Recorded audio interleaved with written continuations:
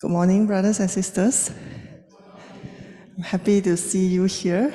Today, indeed, very joyful to see there are many learning groups. Yeah, we all here together as one, though it's small, but I know the learning spirit is high. We have the Dhamma school, the junior Dhamma school and the senior Dhamma school, the teens Dhamma school. We have the youth. We also have the adults. We also have the Swagatang program.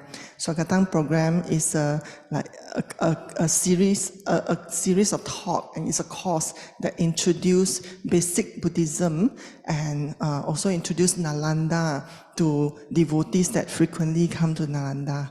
So 5 groups, and we also have Venerable here today. This morning there was a dana, in the afternoon the youth will do the dana as well.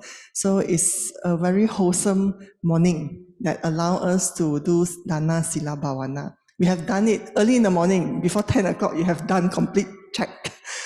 So feel happy and rejoice towards yourself. As Sister Eng mentioned, today we are continuing Anguttara Nikaya 8.54 Dighajanu Sutta. As part of the living a meaningful life theme for the year, Nalanda has laid out many programs and also aligned the talks to be surrounding this theme. And as you know, part of the criteria or part of the factors that leading us to feel we live a meaningful life is not only the spiritual factors, but also the material factors.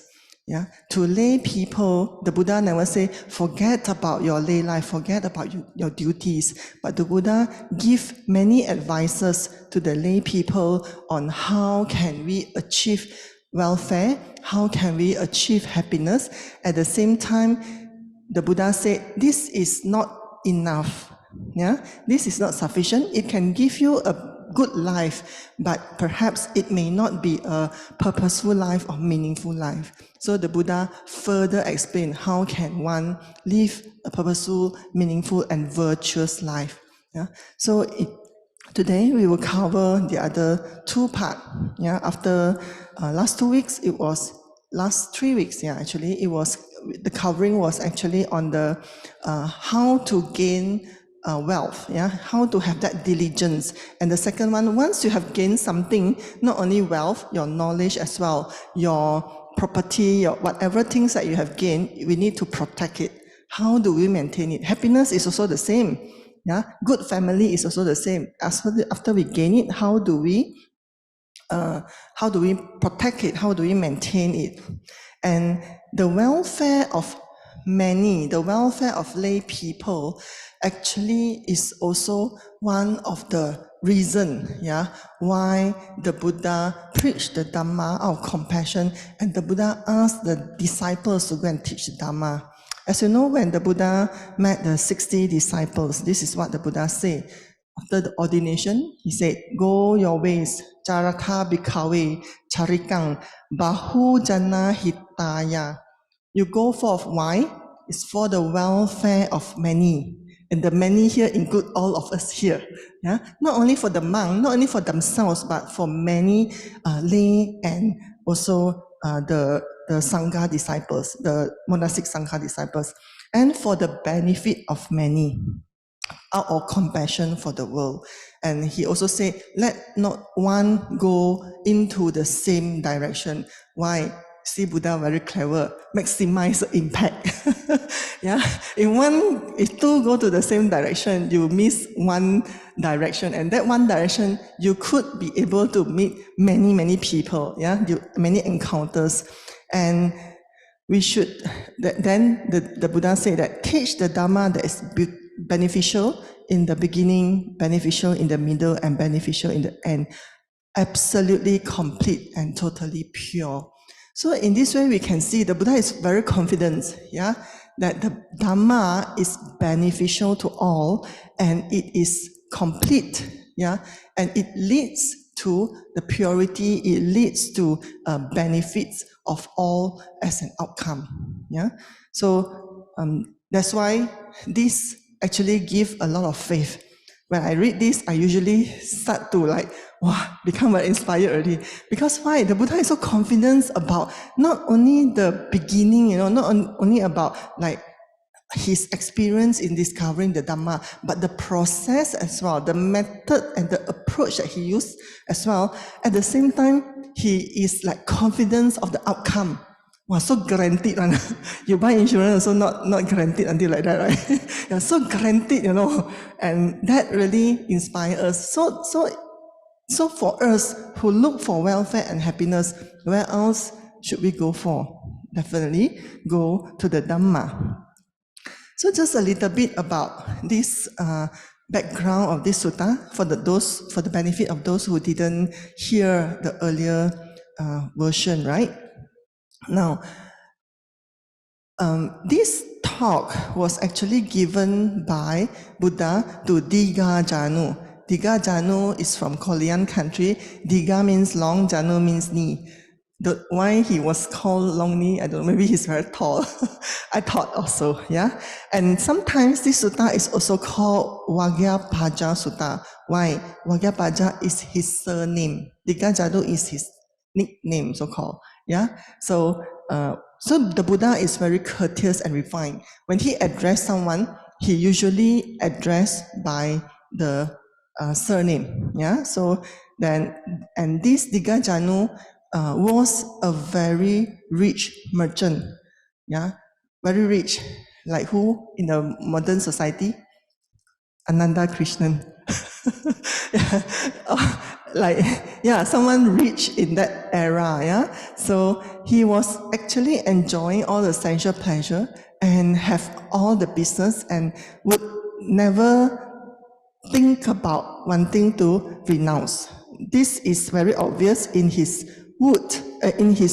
Yeah, he said we use sandalwood imported from Kasi. This is like telling you that, all my furniture and kitchenette are imported from Italy or I don't know, UK or wherever imported. And we wear garlands, perfumes, and makeups of Estee Lauder or any brands, good brands, yeah.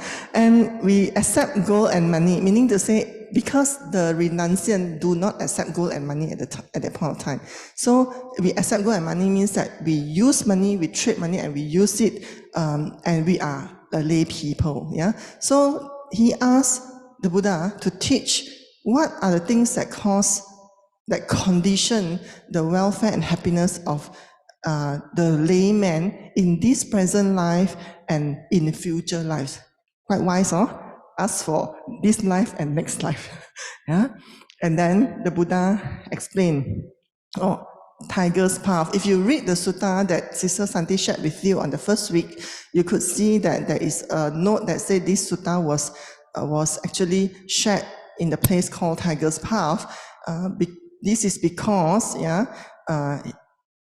he was also called that because of his ancestors was born in the forest path where it was infested with tigers. So this is just the background of the sutta. Sometimes it's very interesting to read the sutta because you get the other component that allow you to understand the background, history, and culture of the India at that time. So the Buddha said, first one is accomplishment of persistent effort. It's not only effort, but persistent effort. And second one is the protection. And third one is friendship. Fourth one is balanced finances. So we will explore the third and the fourth one today. Now, what did the Buddha mean by good friendship, kalyana mitata? The Buddha said, accomplishment in good friendship for a lay person, is when we reside in a town or in a village, and that place, definitely we have other householders. We have the young ones and also the old ones. And, they are friends who are mature in conduct, accomplished in faith, ethics, generosity, and wisdom. So someone who is mature means knowing what is proper things to do. Mature means having having common sense, having wisdom, and accomplish in faith, ethics, generosity, and wisdom. And knowing that we live among this group of people, first is to be able to identify, regardless of young and old, we are able to identify there are people who have these qualities, and knowing such, one associate with them, and one converses with them, one engages in discussion with them, and the last one is one also emulate the same accomplishment. So knowing someone is not enough. Having good friend is not enough. But what is the proactive part on our side is to make time to associate with them, being together with them. Not only being together, but maybe working together with them, spend time with them. So this also seems to be an advice from the Buddha on how do we choose friend. How do we choose our time to spend with who? Converse and engage in discussion. So, and lastly is to learn from this quality and emulate the same qualities. So, sounds very simple, huh? Yeah, the Buddha just mentioned like that. This is a way to find good friends. Then we will think, what does it mean by faith? What does it mean by ethics? What does it mean by generosity and wisdom? Now, before we go into that, the Buddha said here, specially mentioned, who may be young or old. So it shows that the character of a person or the virtue of a person does not depend on the age. This one, I think we will know, especially parents, or especially when you mix a lot with the younger people, then you will see, actually a lot of them have good qualities. Then it is us who have to have that humility to learn from them. I mix a lot with the youth, the youth group age is about 18 to 30. They are sometimes, floating around, but they have many good qualities. I've seen some of the brothers work very hard and the persistent effort for many years, and at the same time can see that, I need to build my life, but at the same time, I cannot compromise on my morality. Every year I take time to calm down myself and go for a spiritual retreat, for example. So they know, despite of their young age. I'm going to share with you this video. This is not a Dhamma video. This is what I watched a few days ago. I happened to watch, but I think worth for us to learn from this small toddler.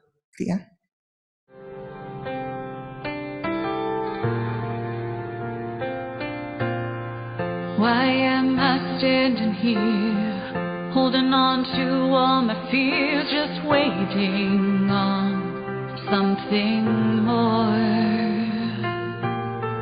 All alone in this place, I'm ready to face the pain I've held on to behind closed doors. All of me just wants to go and hide from all the hurt I've kept inside, but I need to move.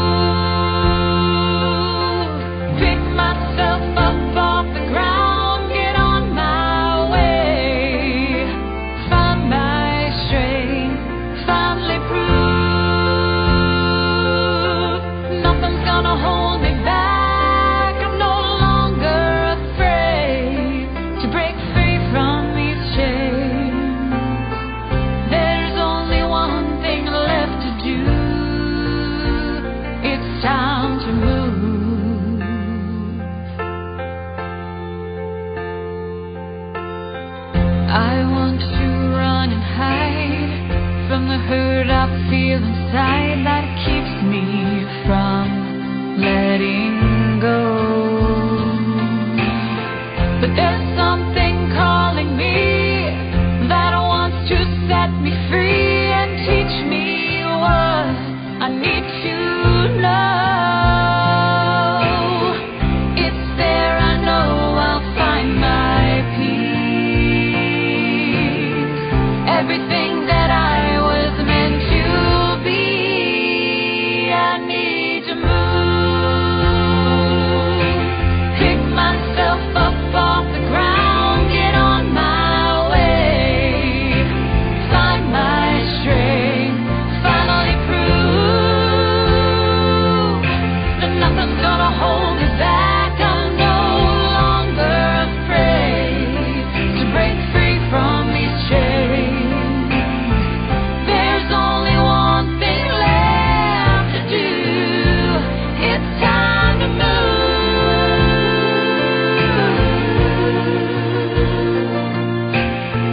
My future's waiting for me, and I just need to believe and just breathe.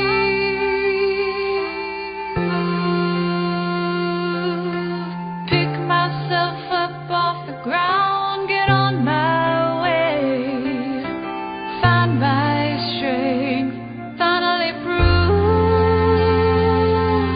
that nothing's gonna hold me back. I'm no longer afraid to break free from these chains. I need to move, pick myself up off the ground, get on my way, to find my strength and finally prove that nothing's gonna hold me back. I'm no longer afraid to break free from these chains. And there's only one thing left to do, and I've got nothing left to lose. It's time to move.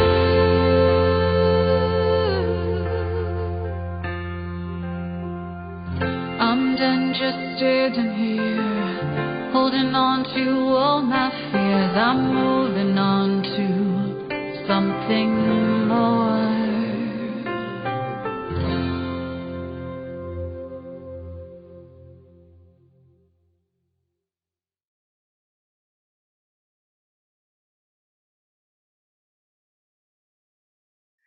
Actually, you think about us, yeah. A lot of time when we have small kids at home, yeah, we always think that they don't know. They don't know. So we rather you sit and watch TV, you sit and play your games and let the parents do everything. Yeah, but through this process, it is also a way on identifying or knowing, the strength, the mindset, the practice of the young ones, especially the parents here. So this is something that we also need to have when we associate with friends. Yeah, have more observation. Yeah, have more embracing heart to see and appreciate the goodness of other people. Because even if we meet with many good friends, but if we are not able to see their good qualities, we are not able to appreciate them, we won't have the chance to emulate from them. Yeah, just like the spoon who can never taste the taste of shark fin, of the nice soup. Yeah, so this is one. So learn from the young. Now, since this sutta was given to a rich merchant, I also quote Bill Gates. Yeah, he said that it is important, as rich as he is, he said that it's important to associate with people that are better with yourself. Yeah, better than yourself, better than your self. And some friends do bring out the best in you, and so it's good to invest in those relationships. Sometimes because of our ego, because of our non-humility, we choose to live among people who are not as good as us or weaker than us, so that we can become the Daiko, or we are recognized for our strength, our leadership or whatnot. But smart people, intelligent people, this is their advice, to associate, so that the time that we use is, he call it investment, invest in those relationships, because I think, what he meant is that you will get the return, from business point of view. Otherwise, he will say, so it's good to spend in those relationships. Spending means bo liao, but investment means you are expecting a return, right? Okay, next one. Let's go a little bit more detail in the accomplishment of our friends. Faith. How many times, when we feel a bit slack already, like, wow, very good at pre-sale shopping, don't have to come and listen to Dhamma talk. Or today is Sunday, I better go to the park, I better go to somewhere else. And it was our friend who have faith in us, who have faith in the three jewels, that continue to encourage us. How many times have we felt that we want to give up on certain things, disheartened on certain things, and it is our friend who have faith, in whatever we are doing, and also have faith in us, like Bill Gates said, can bring out the best in us. We may not discover we can do it, but it is them who actually encourage us. Hey, you can do it based on my understanding of you. You have proved this, and you can do it. Then that motivates us to do certain things. And if we meet these people, then be with them. In this advice, the Buddha didn't say about who. That who is not important, but that quality of relationship is important, that you can see first faith in them. I share with you one incident that I heard from another monk. He said that there was a young monk who just went out to practice, and when the monk left home to the monastery, their friends and their teacher are their spiritual friends, which make out of their life. And this young monk, when started, practice meditation. And one day, the teacher said, hey, I think it's time for you to go and practice austerity, means more intensive. By how? By keeping you awake all the time, by not lying down. And this young man was like, oh, sounds very difficult. But because of the faith, he followed the teacher. So he just went to the forest, and practiced non-lying down. At all time, even though at night, he sleep by sitting. And that happened, so the rest of the friend in the monastery were quite surprised he took this instruction. And every time when they talk about him, they were like anticipating when he will come back. And then 1 day, 2 days, 1 week, few weeks, few months, he didn't return. And he finally returned when the teacher called someone to call him back. And that was after how long, 2 years. 2 years. You see his faith. And then he came back, and then of course the friend, very curious, interviewed him. Hey, how did you do that? He said a very short sentence only.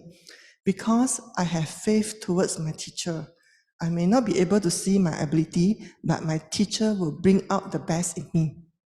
So he really did that. And after 2 years, he came back. Of course, the mindfulness and the samadhi increased a lot. And then the teacher again asked him to go and learn Pali. From what I understand, that he's not a very good at academic. To be able to learn English or Thai already very difficult. What more to learn Pali? Again, out of faith, he go and learn. And now he's like a Pali expert. And by learning that, right, learning Pali and have that concentration and mindfulness, he said that after 2 years that he learned, means totally 4 years, the 5th year, he suddenly like have another pair of eyes. Whenever he read the sutta, he could understand what the Buddha said. And he said, yeah, that is my return because I meet good friend, I associate, I listen to their instruction, and that's how I'm able to progress. Very inspiring, right? Yeah. But be moderate, huh? If we are not at that level, then please don't. Of course, ethics, morality. Have you met people who have very long life? Have you met people who have very long life? You know, I met an auntie, 100 years old. Yeah, very long life. So I asked the children, what is the cause of her long life? They told me it's because she don't kill first, and she always help to save life. Not only in this life, but in the previous life as well. According to some of the monks or Chinese, sometimes they meet people with psychic power, they can see. So that explains what the Buddha said about law of karma. If you want to have long life, healthy long life, not long life with sickness and bedridden, yeah, then that is a cause. So if we meet such a people, emulate their qualities. And generosity. Have you met friends who are very caring, generous, give their time, even give their life to you? Yeah. I think in Nalanda, many people would agree with me that we meet a lot of such friends. Yeah. Here, whenever people, people would sometimes, when we talk to people, will say, when I have difficulty, this friend came forward to help, that friend came forward to help. They were like, remark with disbelief, or sometimes they say, sure or not, are you telling real story or are you just telling, a joke? But when you experience this, when you have a group of good friends who are generous and friendly, it really makes you soft, and it really makes you gentle and how to say, melt in it. And you can also start to learn the benefit or see the benefit of how a good friend with generous heart, generous with their belongings, generous with their time, influence another person. Yeah. So we have seen that a lot. Yeah. In when we are in good time, as well as when we were in COVID time, when we were in difficult time, yeah, we could see many good friends here help and support. The last one is wisdom. I think learning from good friend and maintaining this relationship require a lot of wisdom. Because why? Sometimes the relationship of friendship change. Why? Because people change. The party change, we also change. Sometimes they have been very faithful, but eventually they suddenly have wrong view and turn to the wrong faith. Sometimes they can be very generous, but maybe after certain incidents that happen to them, they don't believe in generosity anymore. Yeah. So with that, we also need to have that wisdom to navigate our relationship. Yeah. And I think one of the best way is to cultivate these 4 Brahma Vihara in the relationship. If the 4 Brahma Vihara, Metta, Karuna, Mudita, Upekkha, if our friend, yeah, is in good condition, friendly and is in good condition, then we also reciprocate the same. When they are having difficulties, yeah, then we try to be more compassionate and help and understand their difficulties. And the third one, if they are thriving, they are good, yeah, we don't be jealous, don't be envy, but instead have that appreciative joy with them and hope that they maintain whatever they have. Yeah. And the last one, if really that, some of our friends, may not be so industrious, may not be so virtuous, or may face certain things, the key factor that help us to understand the condition and not to be too affected is having that sense of equality, upekkha. Because why? Everybody have their own karma. Everybody lead their life based on their own karma. Yeah. I share with you another video that I think demonstrate this good friendship that have 4 qualities here. Okay.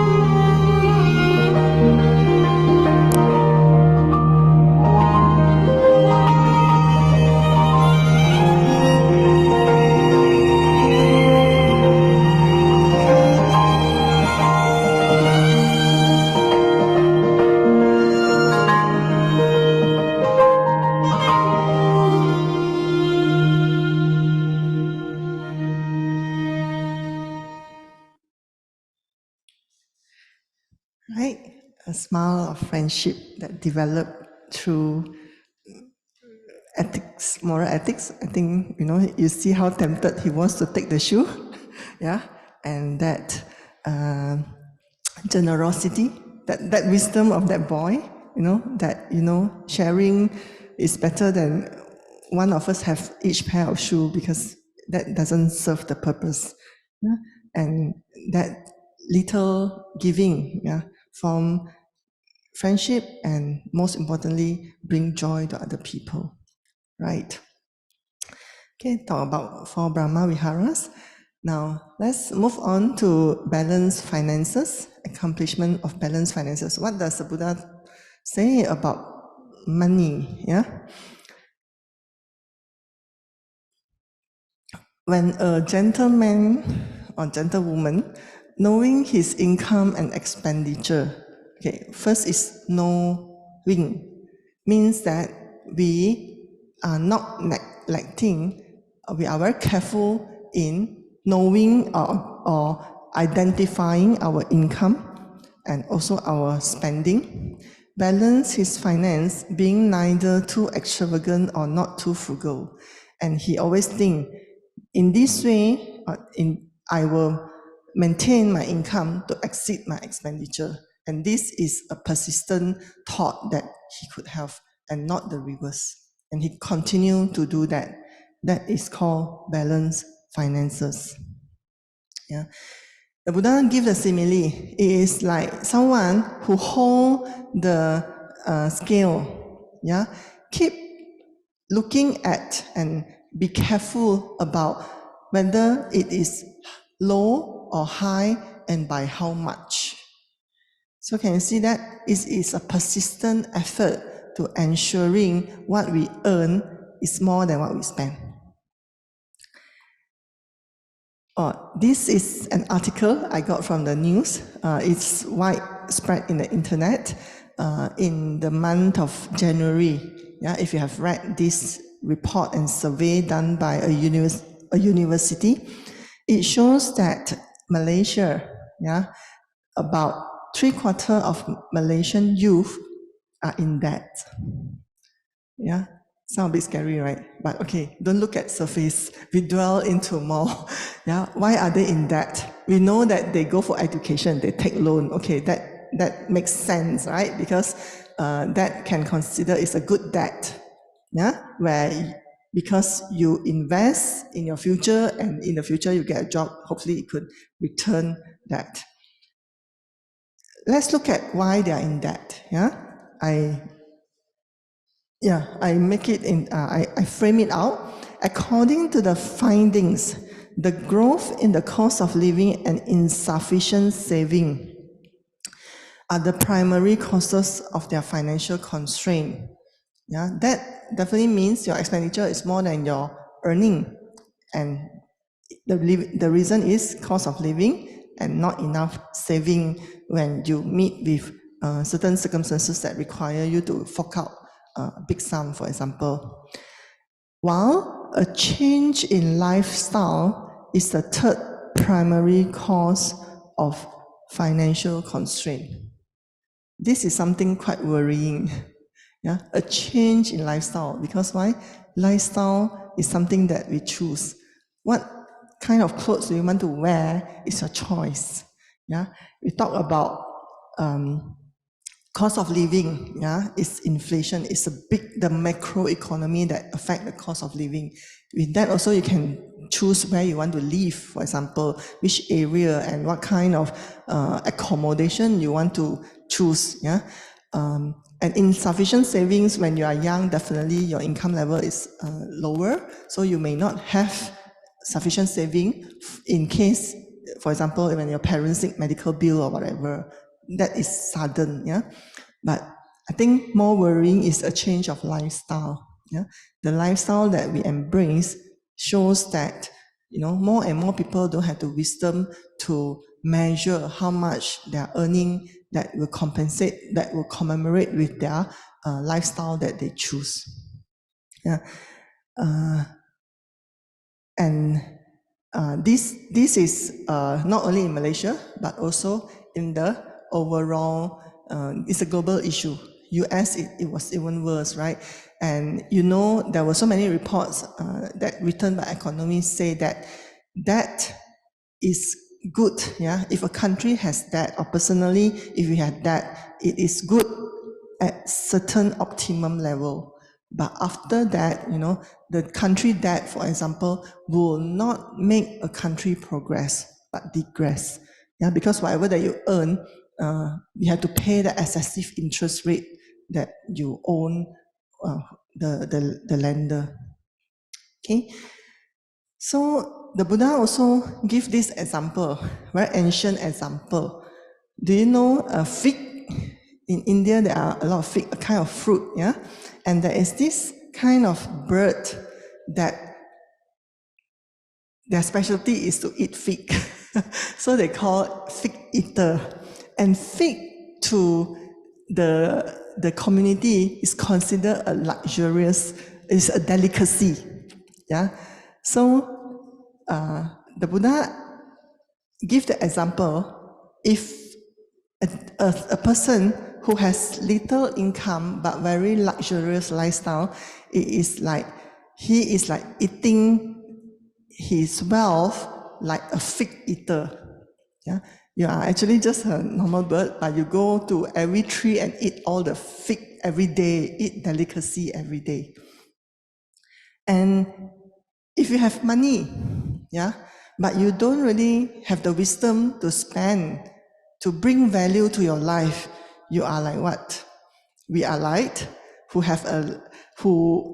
is like starving ourselves to death. Yeah. So this is a very important point that the Buddha mentioned. Lay people, we have wealth, we need to know how to use them. Yeah. If we have little, we use little. If we have more, we can use more. There is no right and wrong, as long as we maintain that moderation. Don't live a life that's too frugal until you miss all the good things in life. Yeah, you miss not only the good material things but also the spiritual pursuit, like performing dana. But if someone who knows how to balance his income, yeah, he is like having that skill that able to balance it at all time. Yeah. So this is what the Buddha advised us. To all of us, I think it is very relevant. This also align with another sutta, yeah, Anana Sutta, the Sutta of Deathless, where again Buddha advised this merchant, Anatta Pindika like Bill Gates, like that, the richest supporter of the Buddha. And he also said that 4 kinds of happiness for lay people is, if you read, the 4 is almost the same. Of having means that you own the wealth. And second is that you know how to make use of the wealth. And when making use, you balance your finances, right? And so it causes you to be deathlessness. And the 4th one, of course, is the spirituality of being virtuous, being blameless. So that's the beauty of the Dhamma that the Buddha preached, complete and non-contradicting. Yeah. Last week, I think Sister Kahong also shared with you, at the bottom part of the sutta, the Buddha also talked about how our wealth will be destroyed. Yeah, very simple, which you can see in the current world or in the past as well. When you have too much or too excessive indulgence, yeah, in sensuality, alcohol and drugs, or you get drunk, you gamble, or you have friends that always like to do not so good things. Yeah. So all these will dissipate your wealth. Yeah. So, and how do we increase our wealth is abstinence of this. Yeah. The Buddha give an example. Those who practice the four ways of destruction of wealth, it is like a reservoir. Yeah, I use a photo of a tank here that close the inlets. yeah, but have 4 outlets at the bottom. And when you close, even though it rained, you won't be able to gather more water. Yeah, and when you close it, means that you already limit yourself to that amount of water inside. That is also talking about when you don't have right wisdom, yeah, you won't be able to open to more possibilities of gaining more wealth. So slowly, definitely the tank will be depleted. Whereas someone who abstain from all this is like a reservoir, yeah, that open it up and do not have leakage at the outlets. Yeah, when it rains, you are able to collect more water, and this water still can be used not only for yourselves but also to other people, which is like planting trees and so on and so forth. Yeah. So again, just to show the relevancy in another sutta is the Sigalovada Sutta that talk also about the way that we will spend our wealth easily. This is also the discourse to lay people, to the young Sigala who is also very rich.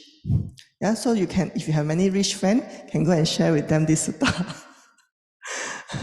Now, the essence of what we learned, about this balancing finances, I think is also talking about being simple, being modest and moderate, which is one of the living principle as a Nalandian.